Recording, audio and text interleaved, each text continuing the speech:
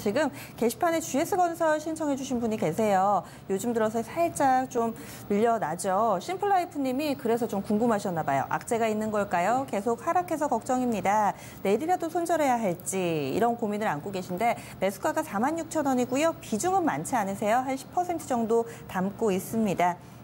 어제 4% 정도, 오늘도 한 3% 정도 밀렸으니까요. 어제 오늘 좀 시름이 깊으셨을 것 같은데요. 김정수 전문가님, 단기적으로 살짝 좀 조정이 나오는데 이유 특별한 게 있는 건가요? 있죠. 어떤 건가요? 네? 뭔가 네. 아마 이거는 소수만 알 겁니다. 굉장히 회심의 미소, 나만 알고 있지. 약간 이런 미소인데. 그렇죠. 이제 네. 건설사들 같은 경우를 보게 되면은 네. 이제 대림산업, GS건설, 현대건설, 화신, 서한, 네. 이런 동원개발, 이런 기업들이 있잖아요. 근데 이 건설사들 같은 경우를 보게 되면은 사실상 우리나라 국내 쪽 아파트나 이제 미분양 쪽 관련된 부분들이 여전히 문제로 남아있기 때문에 네. 대부분 어디 쪽에 많이 의존을 하냐면 해외, 특히 중동.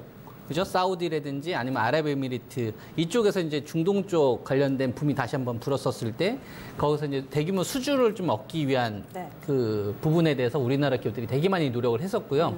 그리고 이 오일 유가가 이제 폭락하기 시작을 하면서부터 대규모 이제 대규모 이제 저가 수주 물량들이 발생이 됐었기 때문에 거기서 이제 탈피했던 네. 대규모 이제 손실 처리를 했던 지점을 기준으로 해서 이제 GS건설부터 살아나기 시작을 하다가 작년도 한 4, 5월 달부터 이제 고점 박스를 유지를 했었는데 네. GS건설 같은 경우는 이제 경업 섹터 묶이지가 않다 보니까 사실상 이제 중동 쪽, 특히 이제 아랍에미리트라든지 알제리 이쪽에 대한 수주 모멘텀, 그 대규모 프로젝트에 좀 참여하려고 하는 이런 기대감 때문에 있었거든요. 네. 근데 얼마 전에 보면 이 아랍에미리트 이 모하메드 이 왕세제 왔었잖아요. 오늘 와 있어요. 네.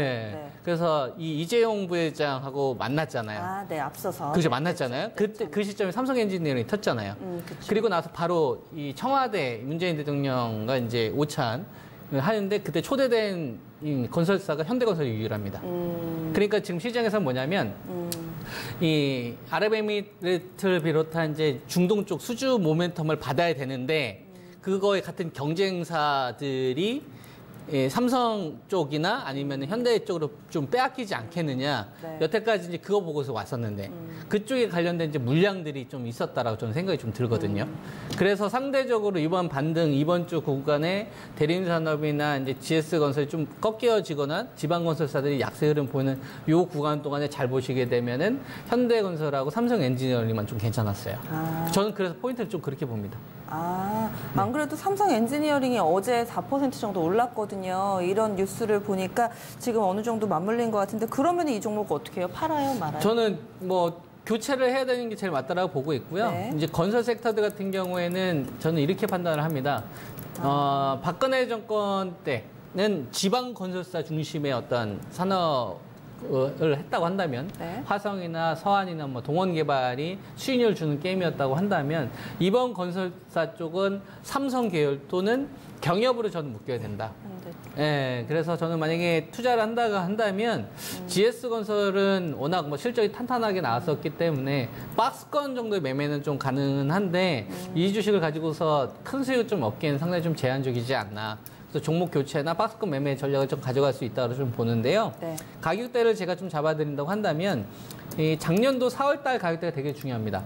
작년도 4월달 이 갭으로 떴던 지점이 4월 9일인데요. 저 시점이 GS건설이 실적을 발표했던 지점이에요. 실적 발표를 하면서 어닝 서프라이즈 실적을 발표했던 지점. 저 시점에 거의 22%까지 급등을 했거든요. 근데 실적을 발표했는데 왜 급등이 됐냐면 건설사들이 이 저가 수주를 워낙 많이 했기 때문에 그걸 이제 과연 떨궜다라고 확신했던 지점인 거예요. 그러니까 더 이상 손실 처리 안 해도 되는구나. 네. 그러니까 이제 수주 받는 거는 저가 수주에 대한 아픔이 있으니까 그 다음부터 이제 수주 받는 것도 다 돈이 되겠다 이렇게 생각을 했던 거죠. 그러니까 저 시점이 의심을 풀었던 지점이에요. 의심을 풀고 그다음에 GS건설을 기점으로 해서 건설사들에 대해서 이제 악성 매물이나 공매도 세력들이 이제 나가기 시작했던 지점이죠. 그리고 나서 이제 56,500원까지 나왔던 거는 시장에서 생각했던 이 실적에 대한 이 증가폭 자체가 그동안에는 실망이 너무 컸었는데 이 증가폭 자체가 이제 기저 효과가 발생이 됐던 거죠. 네, 그래서 조금만 발표하더라도 막 엄청나게 증가한 것처럼 보였기 때문에 실질적으로 저 시점이 GS건설이 실적을 최고점을 좀 찍었던 피크를 찍었던 지점이고요. 작년도 9월 달 요 시점부터 꺾였던 시점은 이 우리나라 시장이 무너졌던 시점이잖아요.